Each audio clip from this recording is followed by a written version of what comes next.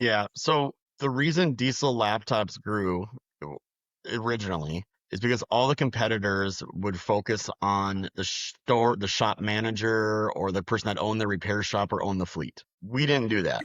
We focused on the diesel technician, the guy actually using the tools in the shop environment that had the problem. And I had the fortune to work inside a commercial truck dealership for a long time, and I understood that. I don't know how freight moves from point A to B. I really couldn't tell you that well, right?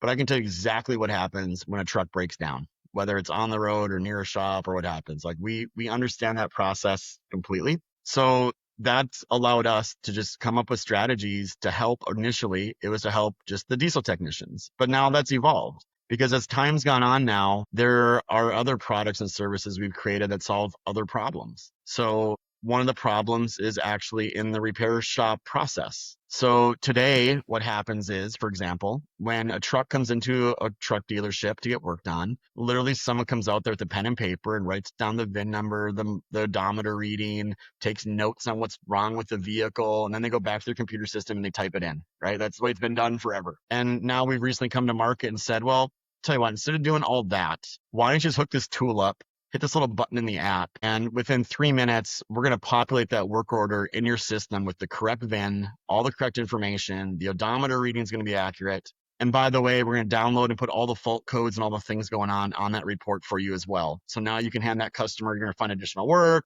You can validate what the customer's complaints are. There's all good reasons to do it. And by the way, when the job's done, you need to hook that tool back up and do a post scan and make sure the problems were solved, no new problems happened. Yep. You can cover your ass in case the guy says you drove 1,000 miles on my truck or you took all the fuel out of my truck. Well, no, you didn't. We had a fuel reading before, fuel reading. Like there's a thousand reasons to do this, but that's not solving any of the technicians' problems. That's solving the shop manager's problems or the shop owner's problems. Anytime you introduce something new, now you have to go focus on a completely different subset of customers. You got to run your ads at different places. You have to have different sales conversations, and it's a transition as your company gets bigger. And now we have another one. And where we've done well with fleets is people that have both like on highway and off highway. Because we have one tool that does both. So think of power company, think of a DOT company, someone that's got construction equipment and they got commercial trucks, mining operations, ready mix operations. We've done well there. Where we haven't done well is traditional fleets. The guys that just go up and down the road. There's literally 1 million fleets in the United States. Some are huge, 10,000 plus trucks. Most of them are small, under three. And the problem in that space is my truck check engine light came on. What do I do? Do I bring it in? Do I call somebody? Well, now it's stopped on the side of the road. Now what? Now I got to call someone and they're going to show up and try to diagnose it on the side of the road. And all these things happen.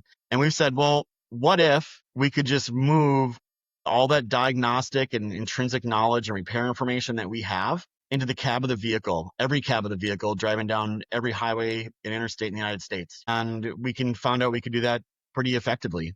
They already have a lot of Yeah. hardware in the cab to be able to pull that data into the cloud. And now we're going to market with 24/7 remote vehicle monitoring, where we'll watch your truck 24/7 and we'll remotely diagnose it while it's driving down the road.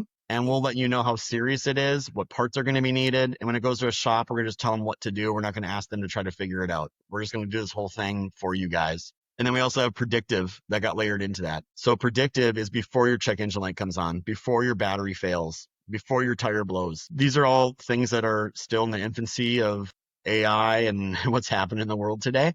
But it is the future of how automotive, commercial truck, equipment, like anything that moves, that's the future of repair, is being predictive before it even occurs. But that remote monitoring is the stepping stone between today's world and that predictive world. So yeah, the personas, that's a long way of me saying the personas definitely change as you go.